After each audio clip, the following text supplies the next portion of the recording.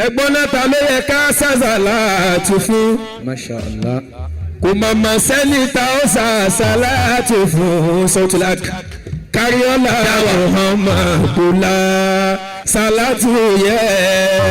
ló yẹ ká ṣàṣàlátù fún. ẹ̀yà ló kí ànábì dáadáa. kò sẹ́ni ta ó ṣàṣàlátù fún.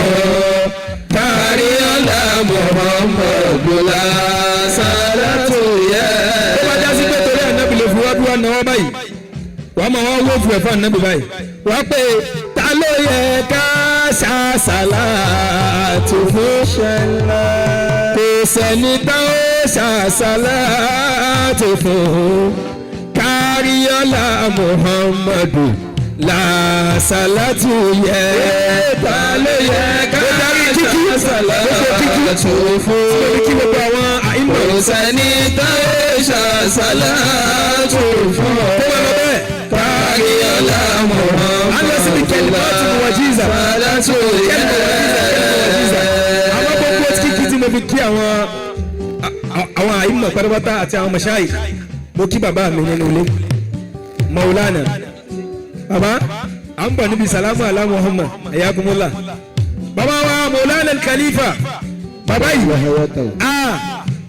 mo máa ń lọ́ọ̀fù wọn ní gbogbo ìgbà ní. Masha Allah. ẹni tó bá bínú bàbá Khalifa ọ̀tá ọlọ́run ni. Wallahi. bàbá yóò bá yẹn jà rí àfẹni tó bá bá wọn jà. bàbá yìí wọn à lápọn àmọ́ wọn lè bí apọn sí yẹn la. Allah.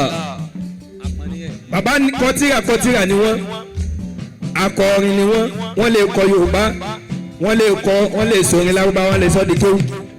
àwọn náà kọ orin kan tí ẹ ń gbé kiri àwọn yẹn wò pé mo kọrin yẹn mo kọ́ tani àwa ọmọ Nàìjíríà o ẹ̀yin òṣèlú wa ẹ má ṣe fìyà jẹ wá mọ́ ẹ dákun ẹ ṣàánú wa ebi mọ̀ ń pa ìlò àti jẹ àti mu odò ogun àwọn kan ń jà jẹjà tọ̀ àwọn kan ò sì rí jẹ.